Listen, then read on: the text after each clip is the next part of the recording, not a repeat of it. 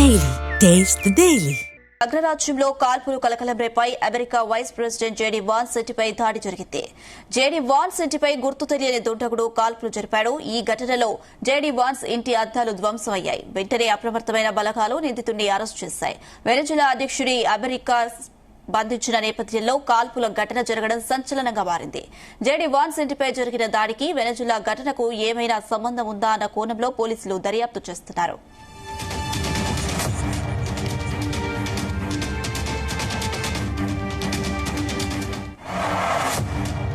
అమెరికాలో JD Vance ఇంటిపై కాల్పుల కలకలం రేగింది. ఇక దీనికి సంబంధించి మరిన్ని అప్డేట్స్ మా చీఫ్ న్యూస్ కోఆర్డినేటర్ రాధాకృష్ణ అందిస్తారు. ఎస్ రాధాకృష్ణ. రాజ్యం సంబంధించి అమెరికానే భద్రతా పరంగా అత్యత్యమైన ఉన్నత అంటే దాదాపుగా ప్రపంచ వ్యాప్తంలో కట్టుదిట్టమైన భద్రత ఉంటుంది. అలాంటి అగ్రరాజ్యంలో ఏకంగా అక్కడ అమెరికాకు సంబంధించినటువంటి ఉపాధ్యక్షుడు జేడీ వాన్స్ ఇంటిపైనే కాల్పులు జరిపిన పరిస్థితి ఇప్పుడు పెద్ద సంచలనంగా మారింది. ఏకంగా జేడీ వాన్స్ టార్గెట్ చేసుకొని అక్కడ కాల్పులు జరపడంతో కొంత ఉన్నటువంటి జేడీ వాన్స్ ఏదైతే America vice president JD Vance సంబంధించిన సెక్యూరిటీ భద్రతా సిబ్బంది అంతా కూడా తీవ్ర కలవరపడ్డారు. సో ఏదైతే దుండగుడు కాల్పుల్లో జేడీ వాన్స్ ఇంటి అద్దాలు కూడా ధ్వంసమయ్యాయి. సో వెంటనే అప్రమత్తమైనటువంటి భద్రతా సిబ్బంది ఆ అగంతకుని అదుపులోకి తీసుకున్నారు. సో అసలు ఎందుకు కాల్పులు జరిపాడు, ఎందుకు అనే దానిపైన ప్రస్తుతం విచారణ కొనసాగుతా ఉంది. ఎందుకంటే ఇప్పటికున్న తాజాగా ఈ రీసెంట్ గా 2-3 రోజులు జరుగుతున్న పరిణామాల నేపథ్యంలో వెనిజులాకు సంబంధించి వెనిజులా అధ్యక్షుడిని మొత్తం కూడా అరెస్ట్ చేసిన నేపథ్యంలో ఇప్పుడు ఈ యొక్క కాల్పులు జరగడం ఈ వెనుజులా ఇష్యూకు ఈ కాల్పులకు ఏదైనా లింకు ఉందా అనే కోణంలో కూడా భద్రతా అధికారులు ఇక విచారణ చేస్తున్నట్టుగా తెలుస్తోంది. సో మొత్తంగా ఒక ఏకంగా అమెరికా ఉపాధ్యక్షుడు జేడీ వాన్స్ ని టార్గెట్ చేసుకునే దుండగులు కాల్పులు జరపడం మాత్రం పెను సంచలనంగా మారుతుంది. ఎందుకంటే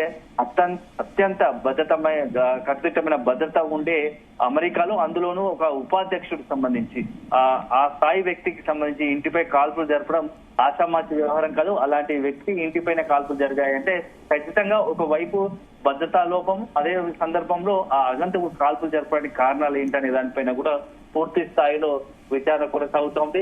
సో ఇటీవల 2-3 రోజులు జరుగుతున్న పరిణామాల్లో ఆ వెనిజులాకు సంబంధించిన అధ్యక్షుడిని ఏకంగా తన విశ్రాంతి గదిలో అతన్ని అరెస్ట్ చేసి అక్కడి నుంచి పట్టుకొచ్చినటువంటి న్యూయార్క్ పోలీసులు ప్రస్తుతం న్యూయార్క్ లో తరలించారు.